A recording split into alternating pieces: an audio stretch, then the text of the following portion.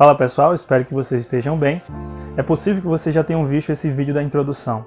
Ele é proveniente de uma reportagem feita em Gana por uma jornalista e fala como eles têm a prática de contratar pessoas que dançam para levar o caixão de alguém. Essa prática é uma prática que denota um pouco da cosmovisão dos africanos. Mas qual é a nossa cosmovisão? Como nós entendemos a morte? Como nós vemos?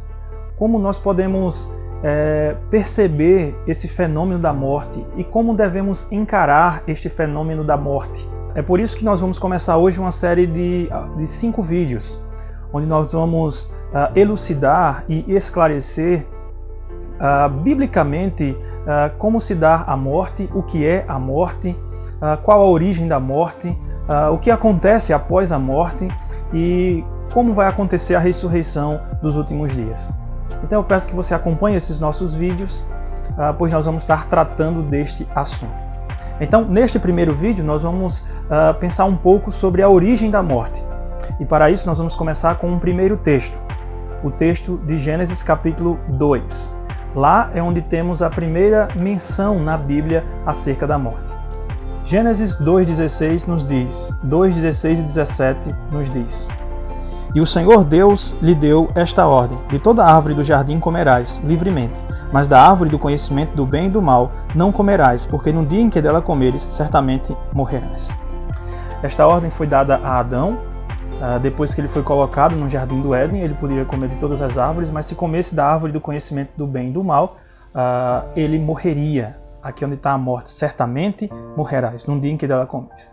2 observações são importantes aqui. A primeira é a expressão do termo, certamente morrerás.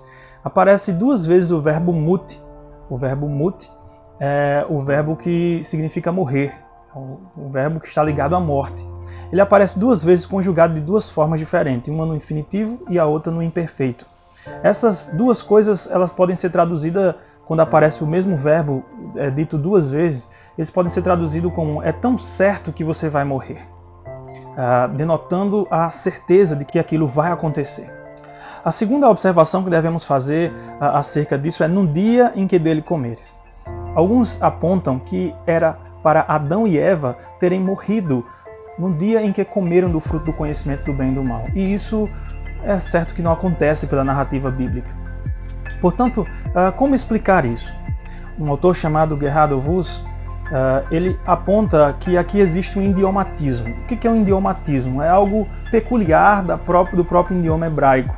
Essa expressão, no dia em que acontecer isto, ela aparece em outros 2 textos.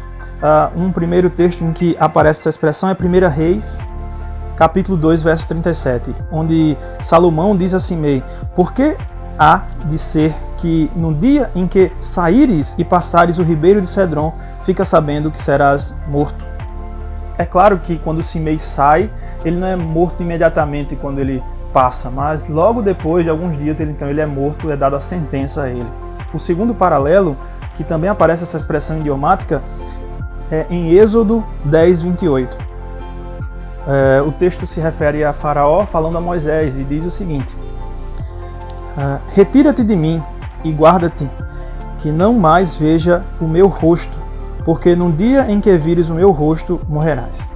É óbvio que Faraó volta a ver o rosto de Moisés, mas ele não morre imediatamente. O que Faraó está colocando aqui para Moisés é exatamente tão certo: no dia em que você me vê novamente, você vai morrer. É uma espécie de ameaça de Faraó. Então, esse idiomatismo acontece também nesse primeiro texto aqui de Moisés, quando fala a maldição que viria sobre Adão se ele comesse do fruto proibido, do fruto do conhecimento do bem e do mal. Mas alguns podem objetar: pastor, mas isso não é uma morte espiritual? Não foi o que aconteceu com Adão e Eva?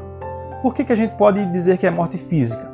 É certo que foi uma morte espiritual. Houve uma separação entre Deus e o homem foi colocado para fora do jardim. Isso é morte espiritual.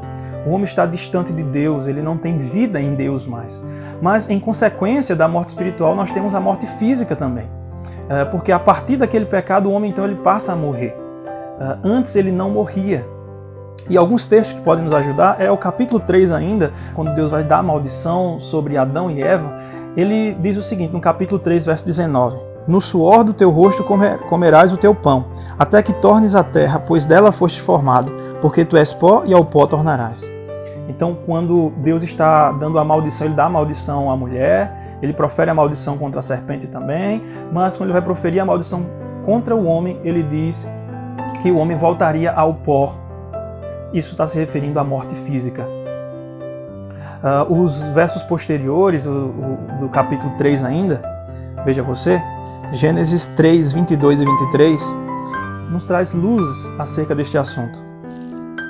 Gênesis 3, 22 e 23 nos diz: Então disse o Senhor Deus: Eis que o homem se tornou como um de nós, conhecedor do bem e do mal, assim para que não estenda a mão e tome também da árvore da vida e coma e viva eternamente. O Senhor Deus, por isso, o lançou fora do jardim do Éden. Note o que o texto nos diz: para que ele não fique no jardim, coma da árvore da vida e viva eternamente. Então, o que o texto está nos mostrando aqui é que ele vivia eternamente antes e agora ele morre. Portanto, existe uma ligação direta entre a origem da morte e o pecado. O homem ele passa a ter a morte como um futuro iminente após o pecado de Adão. Portanto, o que esse texto quer nos passar é que a morte tem sua origem no pecado. A morte é uma maldição pelo pecado. E é por conta do pecado que nós hoje temos a morte como um futuro iminente. O Novo Testamento também possui alguns textos que falam sobre esta ligação entre o pecado e a morte.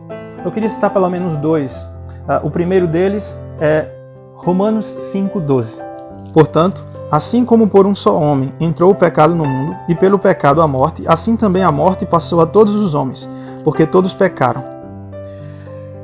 É claro que essa perícope, que se encontra esse texto, está falando sobre morte espiritual, mas não apenas sobre morte espiritual. Se nós olharmos o que vem antes e o que vem depois desse texto, nós vamos perceber que está falando de morte física também. Por exemplo, no verso de número 10 deste mesmo capítulo de Romanos, o texto nos diz: Fomos reconciliados com Deus mediante a morte do seu Filho. A morte de Cristo foi física, foi uma morte física. O verso mais à frente, o verso de número 14, vai nos dizer: reinou a morte desde Adão até Moisés. Observe então que a morte que reinou entre Adão e Moisés era a morte física, ele está falando de morte física. Então esse texto nos parece que é um eco lá de Gênesis capítulo de número 3. Está falando que a morte veio por meio de Adão e a vida vem por meio de Cristo. Um outro texto que podemos perceber é o texto de 1 Coríntios 15, 21, diz o seguinte: Visto que a morte veio por um homem, também por um homem veio a ressurreição dos mortos. Então aqui Paulo está discorrendo sobre a ressurreição do corpo, e ele diz com relação a isso que a morte veio por um homem só, obviamente fazendo referência a Adão. Então o próprio Novo Testamento faz essa ligação entre morte e pecado. A origem da morte foi exatamente no pecado de Adão, é isso que as Escrituras nos ensinam. Mas uma pergunta que pode surgir é: se a morte ela tem sua origem num pecado, como enxergar a morte tendo em vista o sacrifício de Cristo na cruz? Tendo em vista que Cristo venceu a morte na cruz do Calvário, ele ressuscitou. Como nós devemos então enxergar? Esta é uma boa e excelente pergunta. Um texto que pode nos esclarecer bastante essa pergunta é o texto de Hebreus capítulo 2.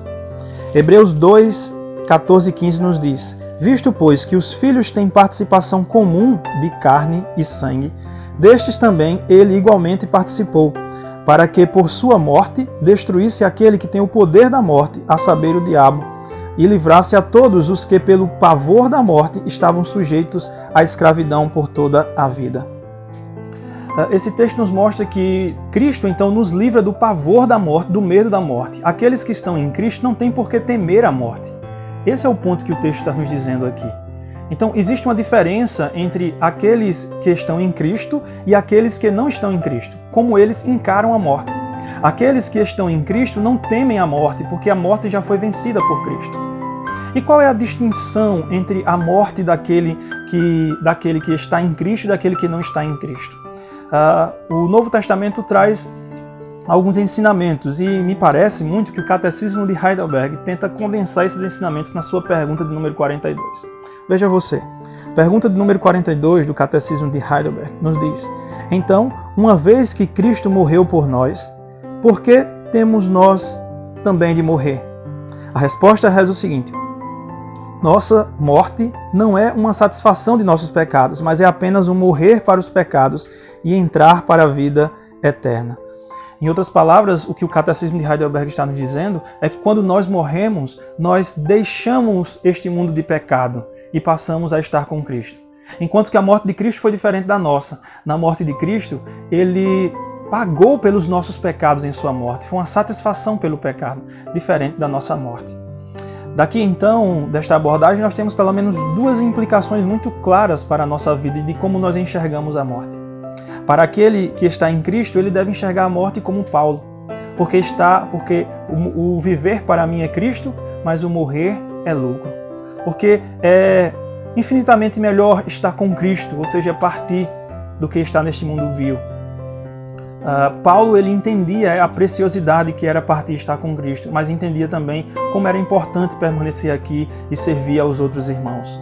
Então a morte é apenas uma passagem. A morte, que era o nosso inimigo, passa a ser o nosso amigo, pois abre as portas para estar com Cristo, mais perto de Cristo. Já para aqueles que não estão em Cristo, a morte é um terror.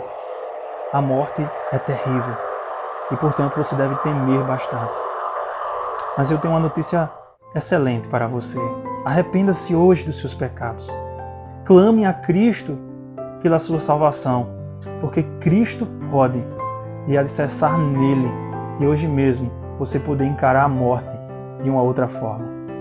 Nos próximos vídeos nós vamos estar falando do que acontece após a morte e talvez traga mais luz à sua mente. Mas que esse primeiro vídeo possa falar profundamente ao seu coração. Deus abençoe a todos. Um abraço.